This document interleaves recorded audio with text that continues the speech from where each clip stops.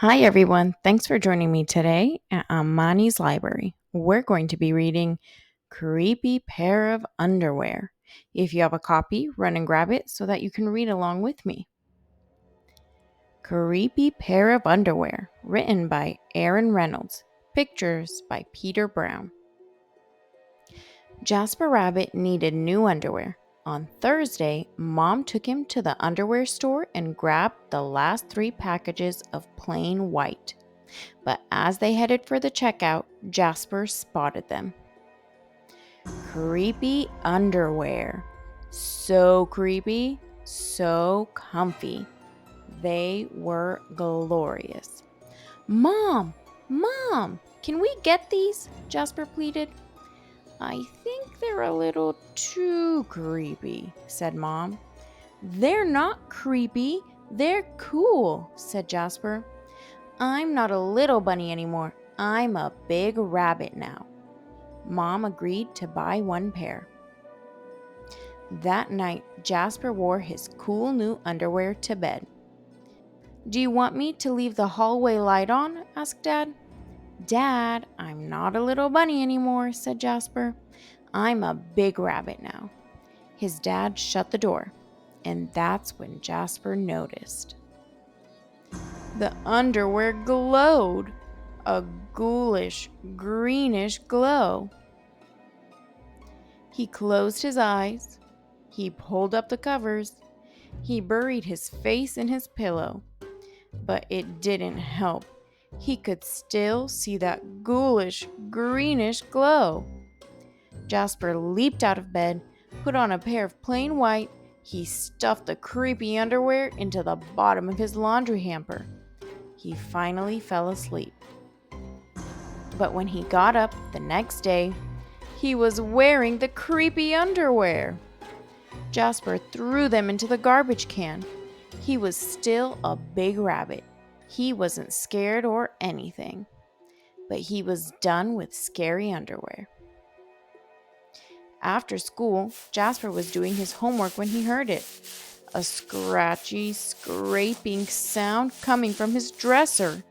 He opened the drawer and they were back, staring at him with that ghoulish, greenish glow. He snatched the creepy underwear out of the drawer. He grabbed a big envelope and some stamps. To China.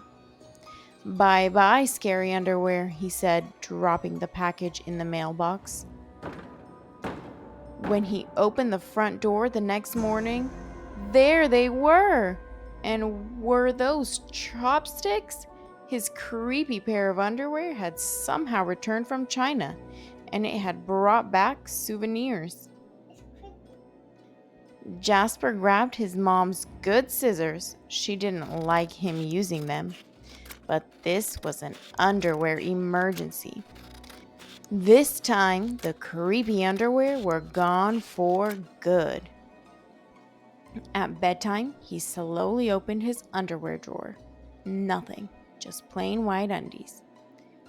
He searched under his bed. He shook out his lampshades. Phew! There was no sign of creepy underwear. He went into the bathroom to comb his ears. They were back! What's the matter with you? His mom asked. You're so jittery lately.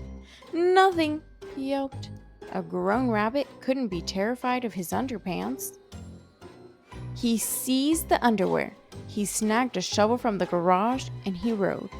He didn't stop pedaling until he reached Creek Hanger Hill. Jasper began to dig. He dug until his hole was dark and deep and 100% underwear proof. He dropped the underwear in. They gleamed from the bottom, that ghoulish greenish glow, but not for long. When he got home, Jasper crept up to his dresser. They couldn't be in there. There was no way, right? He reached for the handle. He peeked in. Nothing, just plain white. Jasper smiled and turned out the light. There was just one problem. It was really dark in there, even for a big rabbit. Jasper turned on the light. He looked at his non-glowy pair of plain white, and he knew what he had to do. The creepy underwear were a little muddy, but they still filled the room with that gentle greenish glow.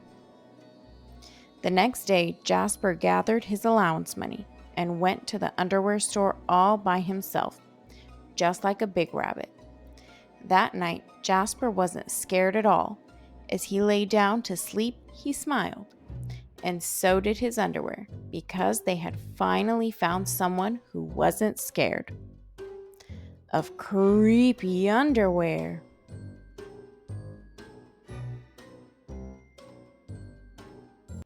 Thanks for watching, and don't forget to subscribe and like so we can read together again. Let me know what book you want to read next in the comments below. See you next time.